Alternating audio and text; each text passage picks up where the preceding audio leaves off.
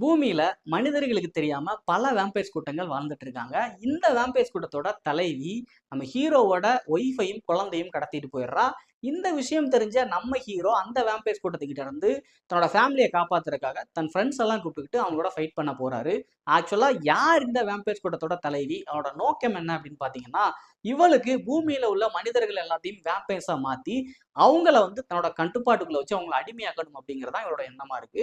இப்படி இருக்கிற சூழ்நிலையில நம்ம ஹீரோவோட வேலை என்ன அப்படின்னு பாத்தீங்கன்னா, இந்த வேம்பயர்ஸ் கூட்டத்தெல்லாம் வேட்டையாடி அந்த வேம்பயர்ஸ்களுக்கே இருக்கும் தெரியுமா சிறப்பான அந்த 2 பற்கள். அத அவங்க கிட்ட இருந்து எடுத்து அத சேல் பண்ணி இவர் வந்து வாழ்க்கை நடத்திட்டு வர்றாரு.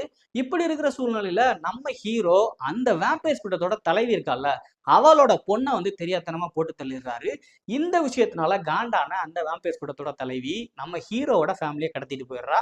இதுக்கப்புறம் நம்ம ஹீரோ அங்க போயிட்டு தன்னோட ஃபேமிலிக்காக அந்த வேம்பயர்ஸ் கூட்டத்து கூட ஃபைட் பண்ற சீன்ஸா இருக்கட்டும், ஒரு டைமுக்கு மேல தன்னால அந்த வேம்பயர்ஸ் கூட்டத்துக்கு அகைன்ஸ்டா ஃபைட் பண்ணவே முடியல அப்படின்னு அவர் சோர்ந்து போற டைம்ல, புதுசா அங்க ஒரு கேரக்டர் என்ட்ரி குடுத்து, அந்த வேம்பயர்ஸ் கூட்டத்த துவம்சம் பண்ற சீன்ஸா இருக்கட்டும் அப்படின்னு சொல்லிட்டு, இந்த படம் ஸ்டார்ட் ஆனதுல இருந்து எண்ட் வரைக்கும் ஏகப்பட்ட சுவாரஸ்யமான விஷயங்கள் இருக்கு. அது மட்டும் இல்லாம, இந்த படத்துல நம்ம ஹீரோவும் அவரோட ஃப்ரெண்ட்ஸும் அந்த வேம்பயர்ஸ் கூட்டத்து கூட ஃபைட் பண்றப்ப, ரத்தம் தெறிக்க தெறிக்க, சொட்ட சொட்ட உங்களுக்கு ஒரு புதுவிதமான எக்ஸ்பீரியன்ஸா இருக்கும் அப்படின்னு சொல்லலாம்.